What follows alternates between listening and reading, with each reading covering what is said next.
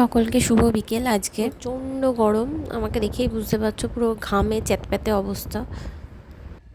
কোথায় যাচ্ছি এখনই তোমাদের সেটা বলবো না, দেখতে থাকো, আস্তে আস্তে বলছি।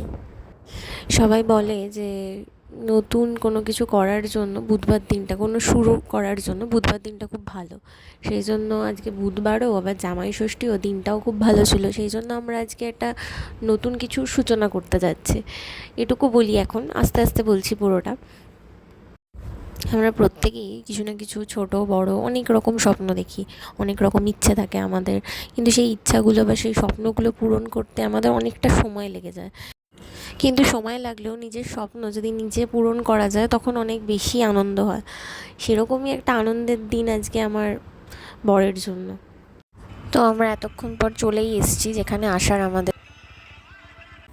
আজকে আমরা কৃষ্ণনগর থেকে রানাঘাট হিরো শোরুমে এসেছিলাম আকাশের জন্য গাড়ি বুক করতে। তো বুকিংটা কমপ্লিট হয়েছে, কিন্তু ভেতরে ঢুকে যা যা হয়েছে সেগুলোর ফুটেজ নেওয়ার কথা কারোর মাথায় ছিল না, এত এক্সাইটমেন্টের ঠেলায়। তো যাই হোক, হলো।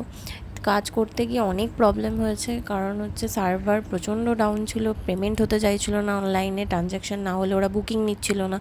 তো যাই হোক, লাস্টে বহুবার চেষ্টা করার পর ফোনে আর হলোই না। তারপর লাস্টে সিস্টেমে বসে ও পেমেন্টটা কমপ্লিট করলো। তারপর সমস্ত কাজ কমপ্লিট, পেপারস ওয়ার্ক আমরা কমপ্লিট করে দিয়ে এখন বেরোলাম। আমি তো প্রথমেই বলেছিলাম জামাই ষষ্ঠীর দিন আমার শরীরটা অনেকটাই খারাপ ছিল, তো সেই জন্য আমার আর কোনো রকম কিছু ইচ্ছা করছিল না বেরিয়ে। ও আমাকে বলছিল কিছু বলার জন্য, কিন্তু কোনো রকম কোনো ইচ্ছা ছিল না। প্রচণ্ড টায়ার্ড লাগছিলো, প্রচণ্ড মানে অস্বস্তি হচ্ছিলো, আর প্রচণ্ড গরম ছিল।